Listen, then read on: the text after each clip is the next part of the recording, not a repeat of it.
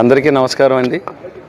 మరి ఉమ్మడి తూర్పుగోదావరి, పశ్చిమ గోదావరి మరి కూటమి బలపరిచిన తెలుగుదేశం అభ్యర్థిగా పట్టభద్రుల ఎమ్మెల్సీ అభ్యర్థిగా ఈరోజు ఘన విజయం సాధించడానికి మరి నన్ను ఓట్లు వేయించి గెలిపించిన ప్రతి ఒక్కరికి కూడా మరి హృదయపూర్వక ధన్యవాదాలు, నమస్కారాలు తెలియజేసుకుంటున్నాం. మీరందరూ కూడా ఏ నమ్మకంతో నా గెలుపుకు సహకరించారో మీ నమ్మకాన్ని వమ్ము చేయకుండా ఈ ప్రభుత్వంతో కలిసి పనిచేసి ఏదైతే పట్టభద్రులకి రావాల్సిన హక్కులుగా రావాల్సిన ఉన్నాయో అన్నీ కూడా మరి సాఫల్యం అయ్యేవారు వంతుగా నా వంతు కృషి చేస్తానని తెలియజేసుకుంటున్నాం.